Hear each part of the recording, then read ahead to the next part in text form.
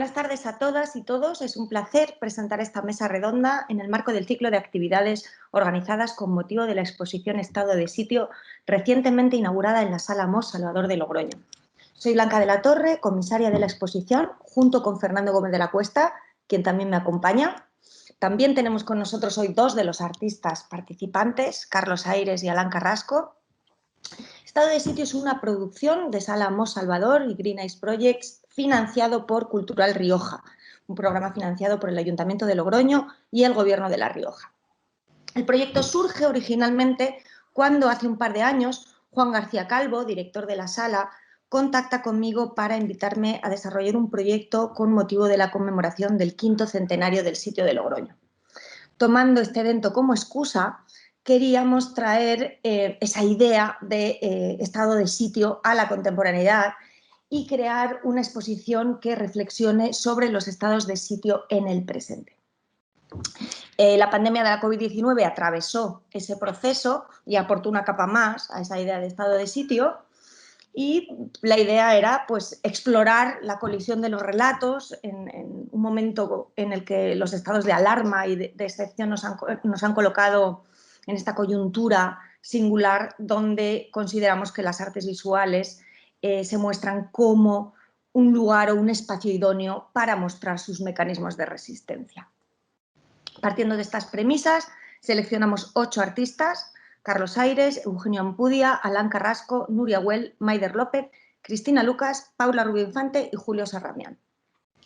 Y la idea era que realizaran proyectos específicos para buscar esas narrativas divergentes, esas formas diferentes de construir los relatos, ¿no?, y de abordar la representación. A pesar de que todas las propuestas presentan lazos comunes, las mesas redondas las hemos organizado en función de algunos hilos conductuales que considerábamos más obvios. En el caso de la mesa de hoy, nos centramos en la construcción de las historias y en esas diferentes formas de construir los relatos. Fernando, Alan, Carlos, bienvenidos. Gracias. Fernando y yo comentábamos cómo algunos pensadores como Walter Benjamin ya plantearon hace tiempo que esos estados excepcionales son en realidad la norma, y por eso pues, resulta tan importante buscar esos otros relatos, ¿no?, esos relatos otros, ocultos, esas narraciones más invisibles que se deben encargar de construir los discursos diferenciales de la historia. Creo que eso resulta especialmente patente en vuestros trabajos, Alan y Carlos. A los dos os interesa rescatar esos relatos ocultos, ¿no? En el caso de Alan, esas zonas de sombra de la historia. En el caso de Carlos, te va más la cultura popular. Carlos, comenzamos contigo, ¿no?, con esa enorme cortina suspendida del techo que corta el espacio expositivo y que reproduce el retrato del rey emérito realizado por el diseñador español José María Cruz Novillo para los billetes de 5.000 pesetas, ¿no? Cuéntanos. Correcto. Vamos, inicialmente el proyecto que tenía en mente era radicalmente diferente, absolutamente nada que ver con lo que se ha presentado. Estuve investigando sobre el estado de sitio en Logroño, yo no conocía nada de toda esa historia y cuando vas navegando empiezas una web te lleva a otra y al final llegué a esa. Hay muchas noticias sobre lo real de todo este tipo de celebraciones populares que pasan en toda España y que, bueno, pues son bastante cuestionables. Yo, por ejemplo, ahora en Ronda, por ejemplo, también de que soy de allí, se celebra una ronda romántica, que es toda una gran ficción, que es un gran teatro y, bueno, y eso está claro que está teniendo un gran tirón y entonces me llevaba a la idea de la ficción, aparecía Orson Welles, La mentira, el mago, ¿no? Todas esas ideas estaban ahí de partida. Me llamaba la atención el banderazo que se celebra que es como parte de esta celebración, pero finalmente, bueno, pues una vez que fui allí con los comisarios en medio de la pandemia en un viaje absolutamente dantesco y épico, porque estaba nevado, bueno, fue alucinante. Pues al llegar a la sala lo que más me sorprendió, y por eso me gusta mucho ir a los sitios donde se voy a hacer algún proyecto. Me sorprendió la altura. Es un antiguo secadero con una altura de más de 10 metros. Y sobre todo me sorprendió que la exposición que estaba montada, hay unos muros que no superan los 3 metros, 3 y pico. Y a mí me pareció que era muy interesante justamente ir hacia arriba. También yo he estudiado en Granada, donde los secaderos de tabaco es algo que está siempre muy presente y son sitios que me han fascinado. Y bueno, ya estaba ahí, en ese imaginario, el secadero, ¿no? Entonces me imaginé este plano, un plano que cruzaba toda la sala, que sobrepasaba estos 3 metros de donde normalmente ocurrían todas las exposiciones que se suelen hacer en la sala y llegaban casi al techo. Y pensé hacer una cortina en un principio va a ser con unas cuentas redondas, lo que pasa es que al final, bueno, pues ha ido modificando. A mí me gusta que el proceso me vaya llevando estoy siempre muy abierto, no me gusta una idea súper cerrada, que la desarrollo y entre el boceto y la pieza final no haya diferencia. Finalmente me acordé de estas cadenas que se usan en toda España, pero en el sur muchísimo más porque efectivamente hace mucho más calor, que se usan en ventanas y puertas, sobre todo en carnicerías, pescaderías, para proteger el interior de los insectos, especialmente de las moscas. Y una cosa se fue uniendo con la otra, donde conseguí encontrar una empresa que también ha hecho sponsor, a la cual agradezco enormemente este apoyo.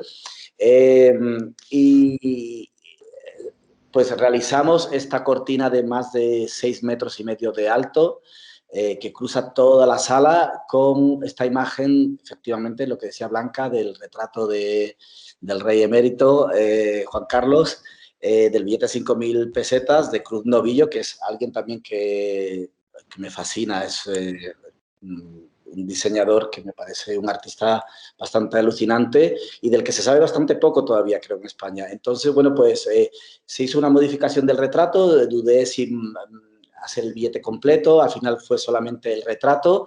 Se modificaron los colores, de manera que aparece todo lo que es blanco, es dorado. Hay un pequeño guiño carnavalero a toda la pieza, con cierta, que aporta cierta ligereza. Y lo que mucha gente no sabe, porque no se ve, es que no es una pieza impresa. La imagen está compuesta con estas pequeñas piezas de aluminio. Cada una es un color, de manera que descomponemos la imagen y son miles y miles de piezas, que es muy parecido a un bordado. Hace poco estuve en la fábrica de Real Fábrica de Tapices y me di cuenta que es muy similar. Son hilos y aquí los hilos se cambian más. He visto imágenes de cómo se ha realizado, es con un fondo negro, de manera porque van poniendo todas las piezas. Y bueno, pues sobre todo la idea yo creo que está bastante clara, ¿no? Era una pieza que está hecha para que se cruce, para que se penetre, para que se pase a través de. Entonces es una pieza que invita al espectador a se activa en el momento en que el espectador la cruza. Y eso es algo que me ha encantado verlo en sala, porque si nadie la toca, nadie la toca. En el momento en el que alguien sabe que se puede cruzar, todo el mundo empieza a moverse y eso me encanta, ¿no? Cuando algo no pasa, funciona casi de manera automática. Alan, vamos contigo. Tú presentas una pieza en la que te apropias de esa estética de los tradicionales almanaques, ¿no?, que forman parte de nuestra memoria colectiva, para cuestionar el relato hegemónico, esos días de la transición, además, que han sido invisibilizados. Cuéntanos un poco. Sí, justamente el referente yo creo que era interesante que fuese un almanaque, porque efectivamente es un objeto corriente que forma parte de la memoria colectiva, diría, de todos los hogares. En mi caso es un objeto muy vinculado a la casa de mi abuela, ¿no?, en el que siempre están estos calendarios que se van pasando las hojas. Y justamente lo que plantea mi trabajo es recuperar los días que han sido eliminados simbólicamente de ese gran calendario que sería el relato de la transición, ¿no? Claro, el relato de la transición es problemático de entrada por los propios problemas que implica la transición, ¿no? Al ser obviamente un acuerdo entre todos o más o menos entre todos que no pone fin a un proceso político como es una dictadura, pues obviamente su propia narración y su propia construcción está viciado de origen, ¿no? A pesar de ello, la pieza tampoco trata de ser una enmienda a la totalidad, no es una crítica frontal a la transición, sino más bien un intento de justamente de recuperar ese otro relato escamoteado, el que ha quedado debajo del relato oficial, de la historia con mayúsculas, que pondría en jaque, si no bien todo el sistema de construcción de la historia, sí los intereses que hay para borrar algunos aspectos, dejar estos relatos en los márgenes, borrar algunos de sus protagonistas y, en última instancia, blanquear un proceso político que no fue tan ejemplar como nos hemos contado. Y lo digo en primera persona del plural, ¿no? Nos hemos contado porque es verdad que ha sido un relato de éxito en términos políticos y sociales, yo creo que eso nadie lo duda, pero quizá hemos pecado de ese entusiasmo, ¿no? Entonces, lo que hago en mi pieza, en ese claroscuro, es justamente recuperar las 193 jornadas de la transición, una transición un poco sui generis, que marco yo el inicio y el final de una manera totalmente poco ortodoxa respecto a la doctrina de la historia, que inicio en enero del 75 y termino en noviembre del 89. Por eso digo que eso es una transición un poquito expandida. Y son las 193 jornadas en las que hubo violencia mortal promovida, patrocinada, amparada o justificada por el propio Estado. Y justamente pues, la idea de este formato de almanaque creo que funcionaba bien con esa idea de recuperar esos días perdidos, esos días borrados o escamoteados, ¿no? Como decía. Bueno, es un periodo además que ya has abordado, ¿no? En ocasiones anteriores, no es nuevo, vas buscando como diferentes ángulos, ¿no? Sí, es un periodo que creo que me intriga particularmente o me interesa particularmente porque no lo he vivido, pero de alguna forma soy hijo de ese periodo, ¿no? Yo nazco en el año 86, la transición oficialmente termina en el 82, es el año del nacimiento de mi hermana mayor, pero de alguna manera todo lo que ocurre a partir del 82 en adelante pues es un poco heredero de este proceso.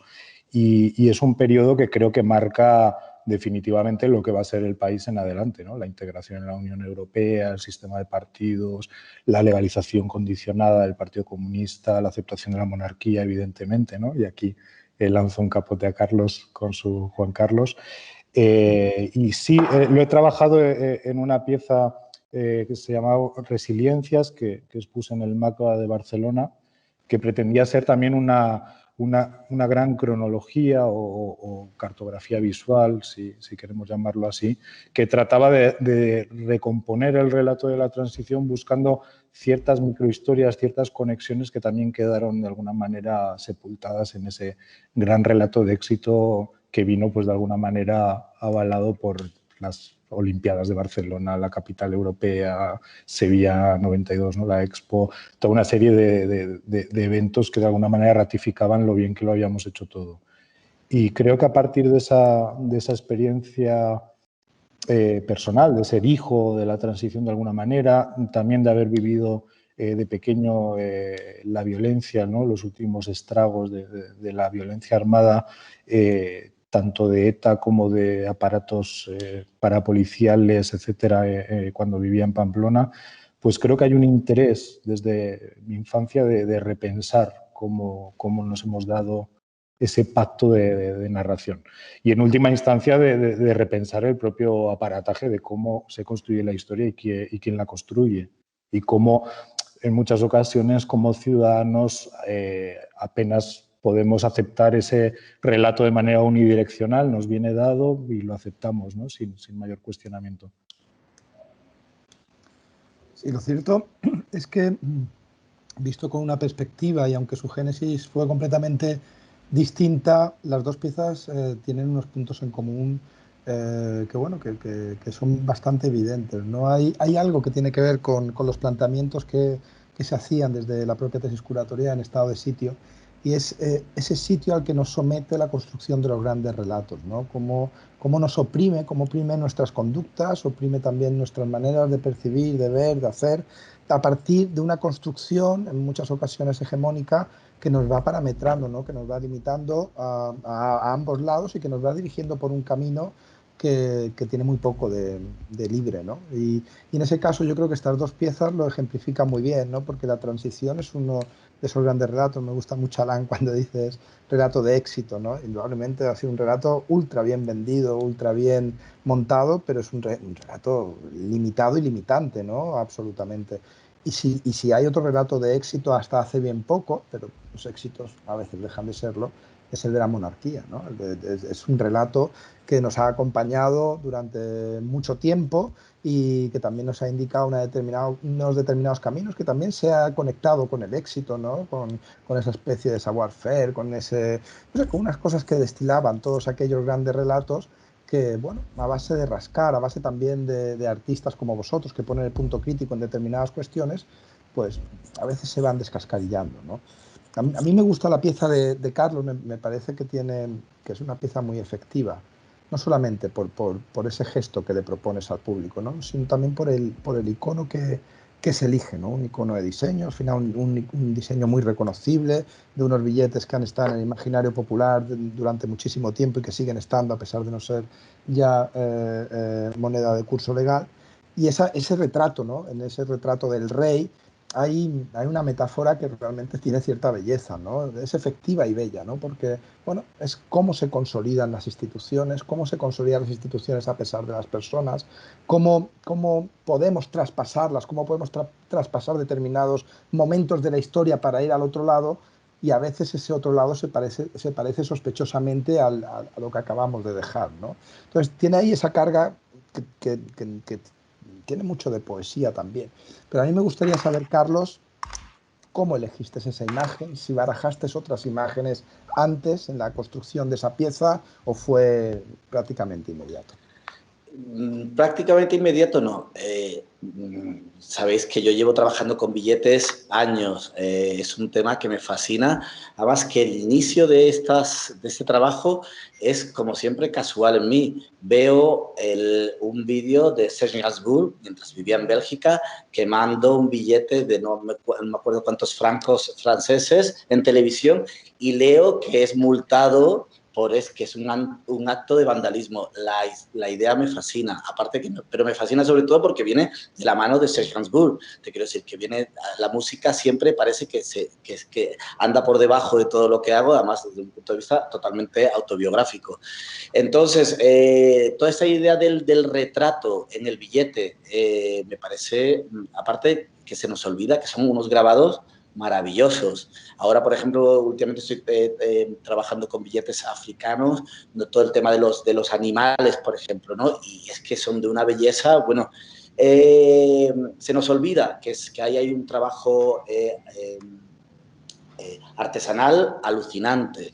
Entonces, barajé, sí que es verdad que la idea del rey me vino casi automática. Dudé bastante de si usar a él o al actual rey en el billete de 10.000 pesetas, que es muy joven y están cada uno por una cara, pero finalmente me pareció que la idea de Juan Carlos era muchísimo más potente, ¿no? Además, esta idea también, que también subyace en la pieza de la mosca.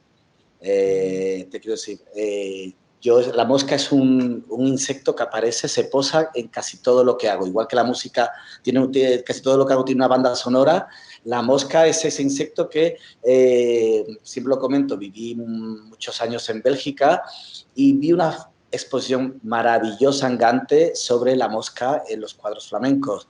Esa mosca que de repente, cuando cada vez voy a museos como el Prado, de repente te das cuenta que se posan muchos cuadros, sobre todo bodegones, donde ves las frutas, los vegetales, ¿no? Los animales, y hay una mosca que representa un memento mori, que todo eso que vemos va a desaparecer. Y siempre cuento la historia, porque es real, de que justamente ese mismo día que voy a ver esa exposición, salgo de de cervezas, porque en Bélgica indudablemente no vas de copas, vas de cervezas. Y cuando voy a orinar, en el urinario masculino, que todos los hombres lo sabemos, pero las mujeres muchas de ellas no, me encuentro una mosca impresa y que se usa a menudo para que apuntes a la mosca. Entonces son este tipo de asociaciones que antes las intentaba racionalizar, intentaba buscarle una narrativa y ahora le abro las manos y, bueno, y justamente le hago un welcome, que es el título de la obra, ¿sabes? Le doy una bienvenida sin intentar procesarlo tanto desde un punto de vista intelectual, sino yo creo que todo ocurre por una razón y, bueno, pues esa mosca está presente indudablemente en esta cortina de una manera indirecta a muchos niveles, con todo desde lo escatológico, que también es muy belga, ¿no?, a ese insecto que ve más que nadie, ¿no?, con ese ojo. Y, bueno, pues todas esas asociaciones yo creo que subyace también en este retrato y, bueno, indudablemente la idea de que sea Juan Carlos el gran desaparecido, con todo lo que ha ocurrido actualmente, me parecía súper pertinente, ¿no? Y insisto, es un retrato bellísimo, ojo, que eso es algo que también me gusta, ¿no? Es un billete maravilloso. Y, bueno, quería hacer un comentario que estabais hablando en relación a, ¿no?, a lo de la historia de éxito. Yo creo que es que la gran historia de éxito, la gran literatura de éxito de este país es el Hola. Es esa revista que no ha cambiado, es papel couché, brillante, que si te vas 40 años atrás es idéntica. El formato y donde todos estos personajes siguen siendo los grandes protagonistas al día de hoy, ¿sabes? Y, bueno, pues cuando se habla de toda esta historia, creo que ahí también esa otra literatura, si la queremos llamar así, está ahí también presente en esta cortina, ¿no? A mí me gusta que hayas sacado el tema de Lola porque lo estabas belgiquizando mucho todo lo Sí, que es el sí. proceso y no me parece en absoluto que se responda a tu modus operandi. Es verdad que el tema de las moscas puede tener esa relación, ¿no?, con el Memento Mori, con todo lo flamenco bueno, con muchas otras cosas, pero si algo subyace en tu obra y precisamente en estas piezas es lo ibérico, ¿no? Sí, pero no nos olvidemos que este Hola español existe en casi cualquier país. Es casi, además, el formato se repite, además es muy monárquico. ¿Sabes lo que te quiero decir? Es que todas estas ideas están ahí muy presentes y a mí me sorprende que todavía este tipo de revistas tengan el tirón que siguen teniendo, ¿no? Pero yo creo que sí, que y eso es muy ibérico, pero también es más internacional de lo que pensamos, ¿eh? Ese es el gran éxito al final de todo lo que tiene que ver con la jet set y con lo nobiliario y con la monarquía, ¿no? Sí. Que nos están contando unas historias que pueden ser objeto de la curiosidad o incluso objeto del deseo, ¿no? Pero lo que yo sí que veo latente en tu obra, independientemente de esas influencias que dices, pues bueno, la ubicación directa de esas cortinas con esa España del calor, que Sí. no se cierran las puertas pero se deja pasar el aire, no se deja pasar las moscas pero se deja pasar el fresco, de esos espacios públicos que pueden ser carnicerías, que pueden ser pescaderías, que las utilizan también, bueno, pues para que no se acumulen olores de carnes, olores de pescado, ¿no? Para que no se acumulen cosas rancias y estancadas, ¿no? Tú hablabas de la desaparición del rey y la pieza realmente es una pieza de desaparición, ¿no? Porque cuando tú la contemplas en sala vas viendo como la imagen aparece, desaparece, se volatiliza. La pieza de Alain en el display expositivo está detrás de aquella imagen, ¿no? Y se ve permanentemente, ¿no? Tiene un juego muy curioso las dos piezas, ¿no? Porque estás viendo la parte de invisibilización de días en los que Alain ha articulado pues esa violencia del Estado y cómo esos días han sido desaparecidos y aparecen detrás, ¿no?, de esa imagen del monarca desaparecido, ¿no? Esos juegos que se establecen en salas son muy interesantes, que además marcan la vinculación que en cierta medida tienen esas dos piezas, ¿no? Eso, por Luego, ejemplo, es algo... Perdón. No, no, perdón, yo solo simplemente veía otro hilo conductor ahí clarísimo entre los dos, que tiene que ver con el papel que tiene la memoria en esa construcción de los relatos que hablábamos, ¿no? En el caso de Carlos, evidentemente, esa memoria relacionada con la cultura popular, con ese imaginario popular. En el caso de Alain, obviamente con esa memoria histórica, ¿no? Tú además hablas a menudo, ¿no?, de esa esa desactivación, ¿no?, o desacreditación de las memorias alternativas, ¿no? Sí, es un término que utilizo habitualmente y que seguramente es muy poco ortodoxo también, pero siempre digo que España es un país bastante excepcional dentro de las democracias occidentales, porque es seguramente el único país que no tiene o que no realiza un gran aporte en políticas de estado de memoria, sino todo lo contrario. Tiene políticas activas de olvido. Y esto me parece súper significativo y súper relevante, ¿no? Porque realmente la excepcionalidad que yo encuentro en España es una auténtica normalidad en nuestra vida cotidiana. Entonces, justamente en este trabajo lo que intento es recordar con estos 31 metros lineales pues esta historia que ha sido deliberadamente olvidada y sometida a esa política activa de olvido, ¿no? A mí, sobre todo, es algo que yo jamás había pensado. Yo nací en el 74. Yo jamás, además lo veo clarísimo en mi trabajo, yo me voy de Erasmus y con 23 años, y hasta que no me fui fuera al extranjero, jamás pensé en lo español, ni qué significaba eso, ni qué significaba ser del sur, ni qué significaba ser de un pueblo, ni, ¿sabes? Ni qué significaba ser homosexual en el sur de España, y una serie de cosas que hasta que no me fui al extranjero, no, yo siempre digo, el flamenco, por ponerte que me fascina, o entre otras muchas músicas, no me ha sonado igual cuando estudiaba en Granada que cuando estudiaba. Indudablemente hay cierta nostalgia, ahí aparecen un montón de factores, ¿no? Y esa idea de saber quién eres estando fuera, también está en la cortina.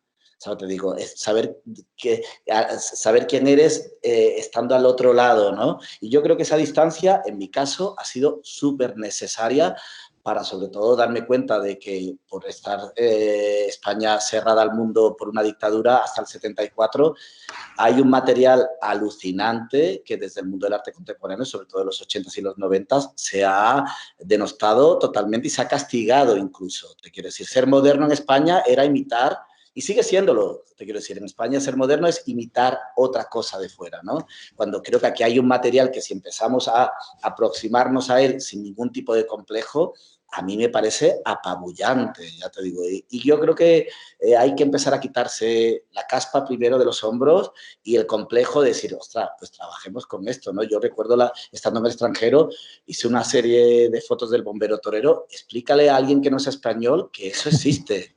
¿Sabes? Te digo,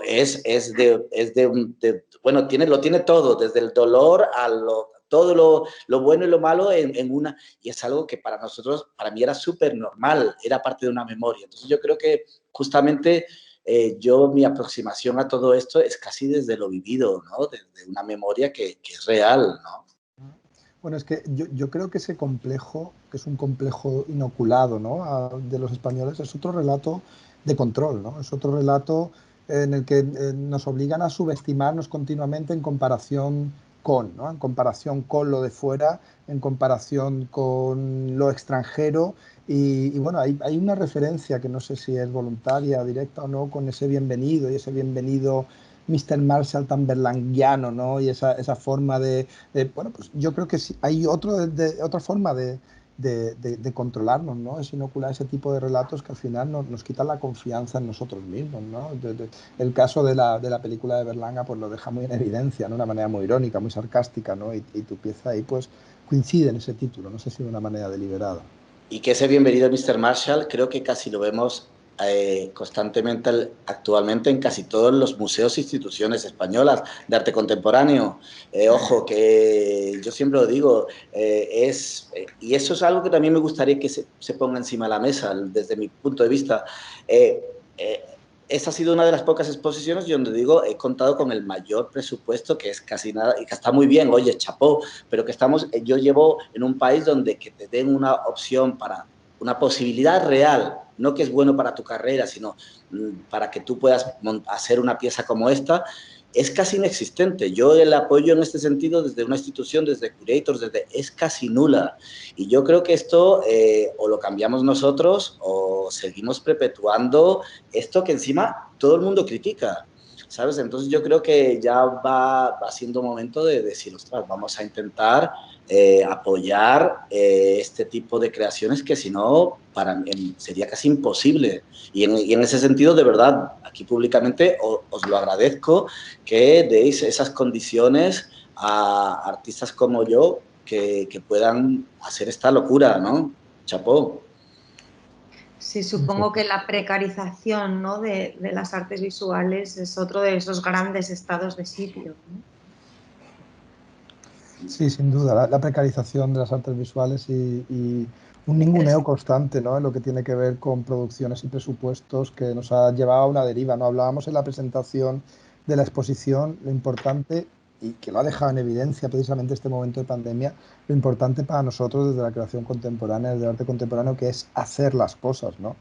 Y bueno, yo después de la inauguración he tenido la oportunidad ya en mi contexto de hablar qué hemos vivido en Sala Mos de Logroño, qué se ha hecho desde allí, y he podido sacar pecho, ¿no? Porque me ha parecido que es una apuesta decidida por parte de un ayuntamiento como el de Logroño, del director de la Sala Mos, Juan, oye, por producir, por hacer, ¿no? Por dar posibilidades, ¿no? En el caso de Alan, por ejemplo, una pieza que tiene una producción, bueno, compleja, que tiene, independientemente de esa complejidad conceptual y de esa materialización práctica, pues bueno, pues también tiene un coste, es que no puede ser de otra manera, ¿no? Y si queremos reflexionar de maneras nuevas y si queremos girar la mirada hacia otros sitios y si queremos establecer nuevos caminos, tenemos que hacerlo acompañado de unas condiciones que permitan a los artistas desarrollarlo, ¿no? Yo creo que eso es importante para los artistas primero, pero para los comisarios que trabajamos con vosotros después, ¿no? Sin duda alguna. Me gusta mucho, ¿no?, que a los grandes, que pongas el punto de mira, Carlos, en los grandes museos de España y en ese complejo, ¿no? Es Pues que yo ya te digo, cada vez, vernacular. claro, es que cada vez que voy a uno de estos centros que parece que me va a llegar todo, me imagino todo esto cantando americanos, ¿no? Igual, digo, porque es que, amigo, esto... Y entonces, y sobre todo con la medalla de somos los más modernos, ¿no? Y decir, ya, ¿no? Tío, vamos... Y yo creo que ahí también vuelve a entrar el humor. A mí me parece que ahí hay que aplicar un poco de humor, de ser capaces de reírnos de nuestra propia paletada, porque es así, decir, venga, vamos a empezar a construir y hacer, pues no sé, proyectos como este, que de repente haya 8 proyectos inéditos hechos para una exposición en Logroño. Yo qué quieres te diga, me parece que es bastante admirable y yo lo agradezco. Y Carlos, que te veo lanzado y como habíamos configurado esto como un poco formato entrevista, el personaje ese que sale, la imagen mítica de Bienvenidos cuando cantan, que va con el gorro, que creo que es el actor, es Isbert, ¿no?, de apellido, que va con un sombrero como de ala ancha, que... Sí. Sí, ¿quién sería el Isbert del arte contemporáneo español que canta ese... Muchísimos. Yo te digo, yo creo que la cuestión aquí sería al revés. ¿Quién no sería?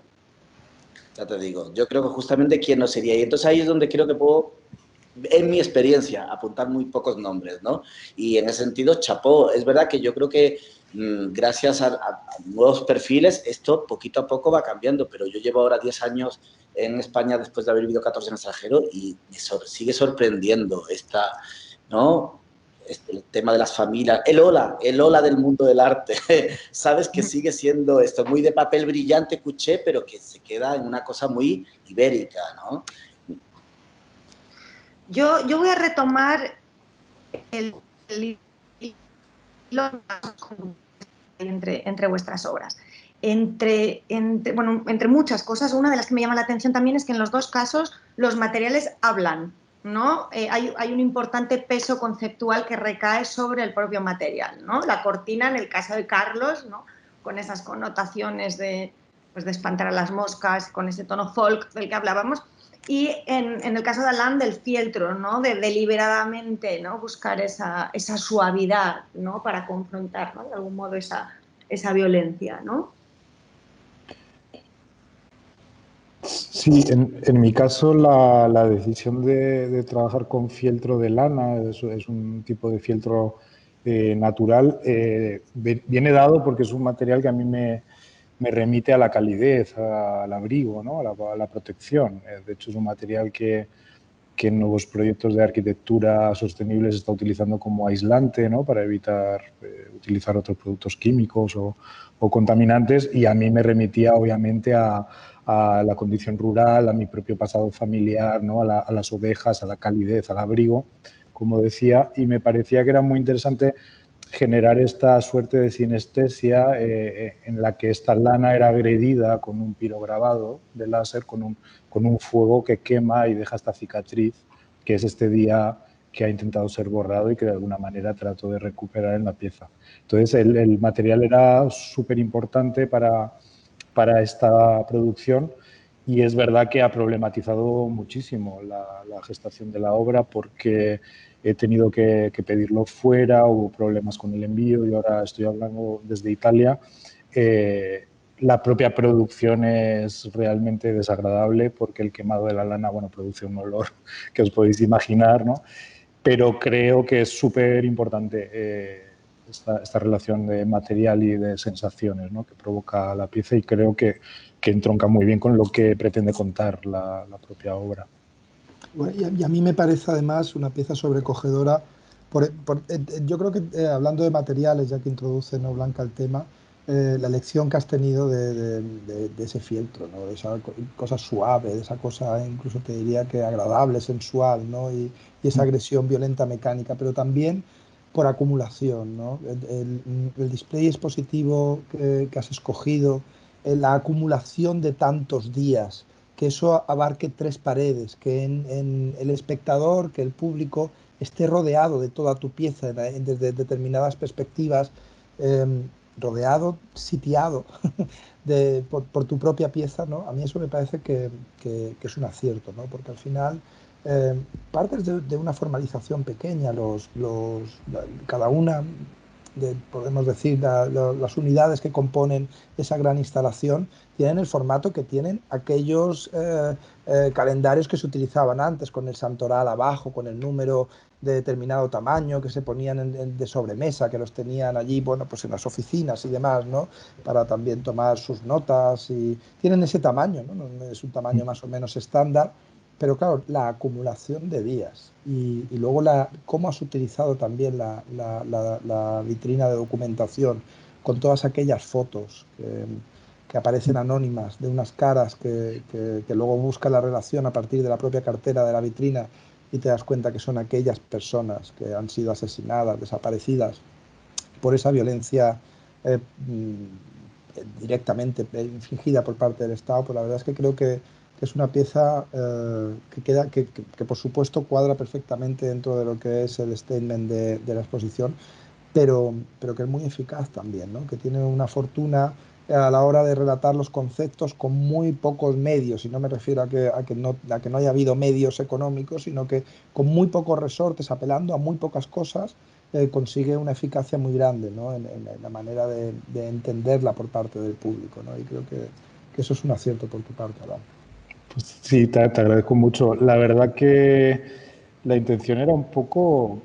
Esta pieza es un poco una reacción, porque yo he investigado el proceso de la transición y la cantidad de víctimas que se acumulan en este proceso, que a día de hoy seguimos sin tener un dato certero y preciso, entre otras cosas porque el propio Estado tiene sitiada esta información, está bajo secreto de Estado la gran mayoría de estos casos, porque implica a funcionarios públicos las muertes, y por eso os decía lo de las políticas activas de olvido, ¿no?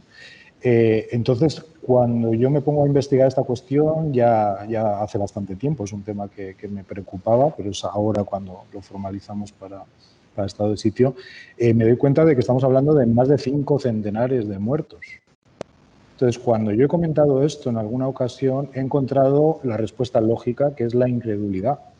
¿Cómo puede ser que en nuestro relato de éxito, que es la transición, se nos haya escamoteado, se nos haya ocultado 5 centenares de muertos, casi 6 centenares de muertos?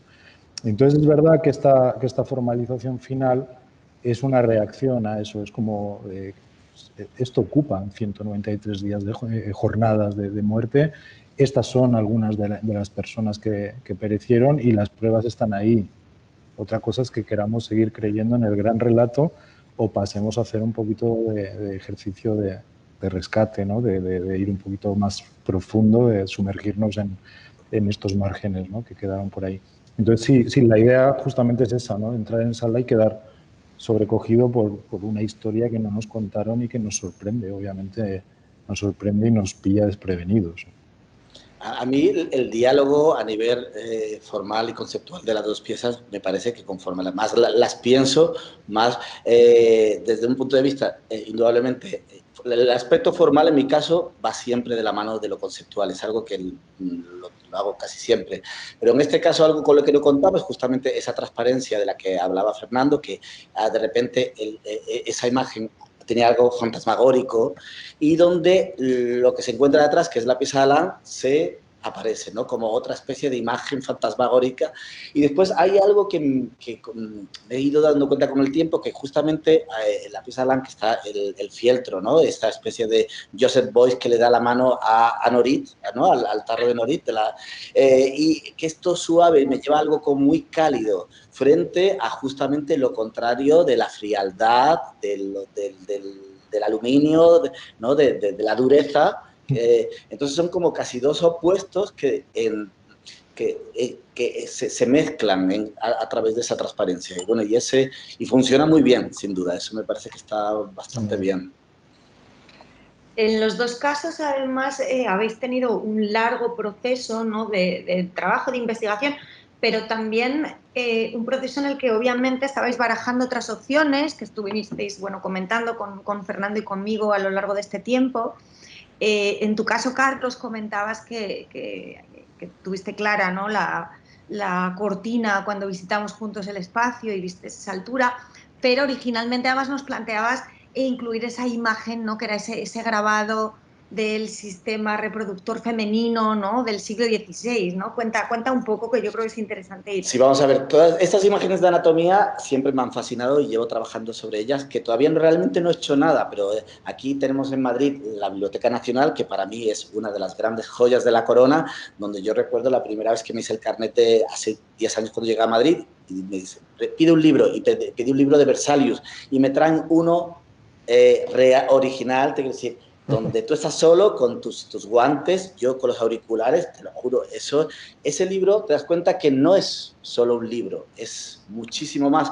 Es indescriptible, es una sensación que yo no puedo describir con palabras porque me parece, y además donde todos esos grabados han sido realizados por personas en las que su nombre no aparece en ningún sitio, que es algo también, que esa idea de la autoría desaparece. Fascinante. Entonces, bueno, he estado trabajando con muchas imágenes de anatomía y apareció estos grabados de lo que supuestamente era un aparato reproductor femenino que se entendía como cierto, se sentía como, se sentía, no sé, en aquel momento se ofrecía como científico. Era una investigación objetiva. Ahora mismo nos resulta casi cómica, porque es que se aleja totalmente de lo que entendemos como sistema reproductor.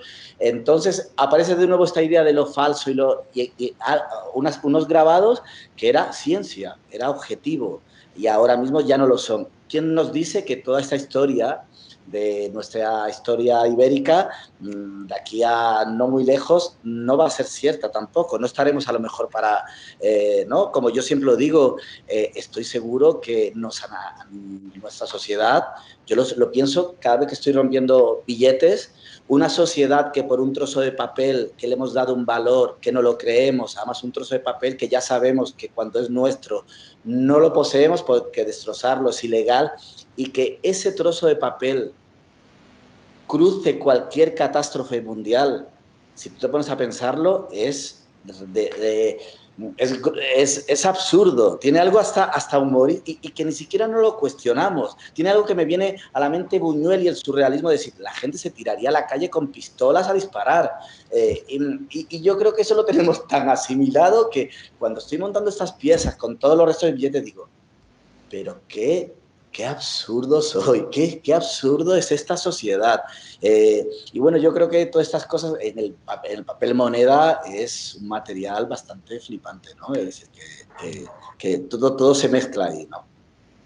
Sí, de hecho, tu vitrina de documentación, la lección final, ha sido cientos y cientos y cientos de recortes en láser, que son los excedentes de tus obras, unas obras que son muy conocidas, seguramente la gente que nos está escuchando pues las tendrá en la retina, que son billetes reales intervenidos con una serie de troquelados, con una serie de formas, de siluetas, de dibujos. Bueno, eso genera un resto, un sedimento, que son estas figuras, estos perfiles que se extraen del propio billete y que bueno, pues la vitrina de documentación lo que hace también por acumulación, como en el caso de Alan, es bueno, pues, un montón de esos recortes, de esos billetes, y muchos de ellos con esa pequeña forma de mosca que va apareciendo y desapareciendo, ¿no? Como ese gran fantasma que es tu pieza principal para esta exposición, bueno, tu instalación para esta exposición. Es que toda la información que hay detrás de un billete, desde la parte de diseño geométrico, matemático, que a mí me fascina, medidas áureas, todo tipo de cálculos que siempre se quedan en un segundo plano, y también los retratos de quiénes son los héroes nacionales, quién los eliges, por qué, cómo se muestran, ¿no? Yo siempre lo digo, a mí la reina de Inglaterra de repente me ha empezado a caer bien a raíz de ver los billetes.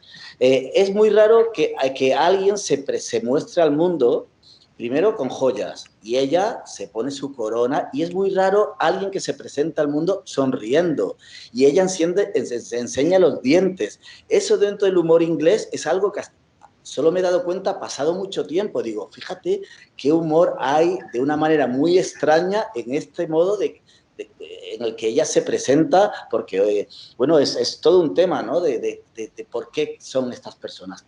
Ahora el euro no ocurre, indudablemente, porque creo que es el billete más feo del mundo, ¿no?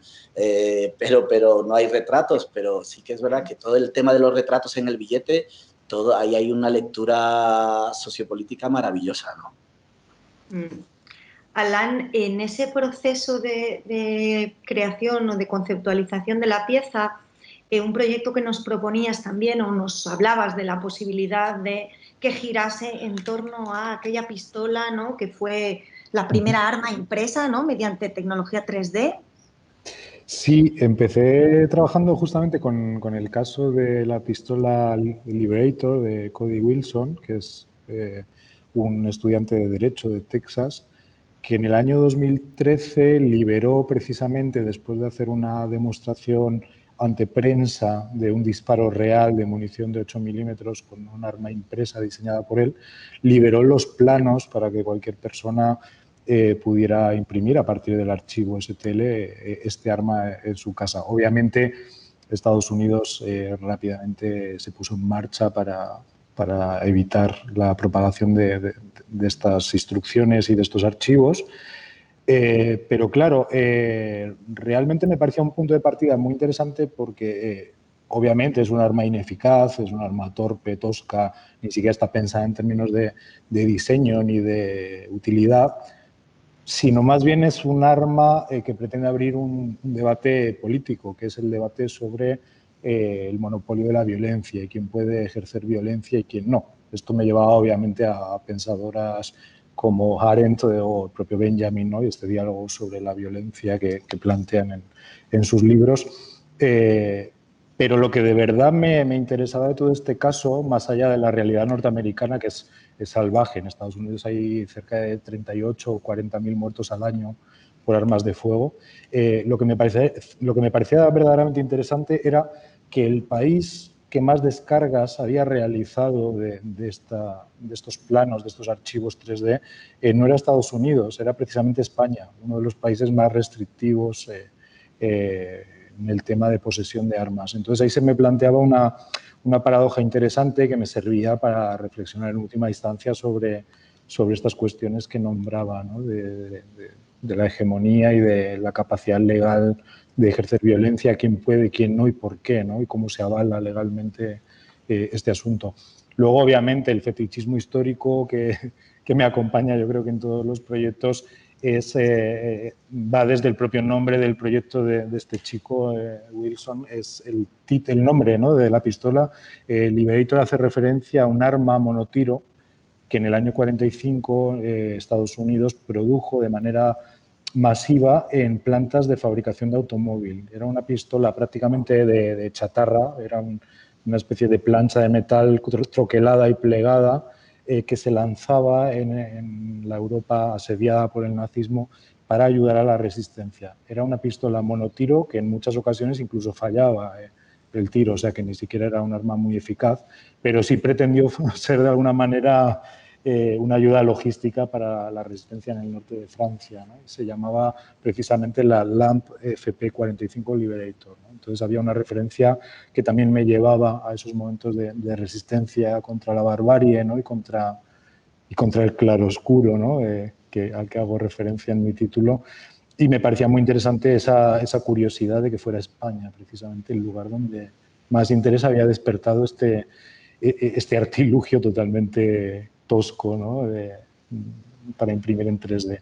Pero es verdad que se me quedó un poquito a medias la investigación. Creo que es muy importante, seguiré con el proyecto, entrevistar a este chico y poder verdaderamente tener una documentación mucho más sólida y también en materia de derecho y en términos legales qué ocurre en el territorio español, porque mi plan en todo momento fue construir esta réplica no ensamblada, pero sí como una especie de latencia, ¿no? Como una especie de piezas que permitirían ser ensambladas y utilizadas, y creo que tengo que hacer un poquito más de investigación en ese sentido.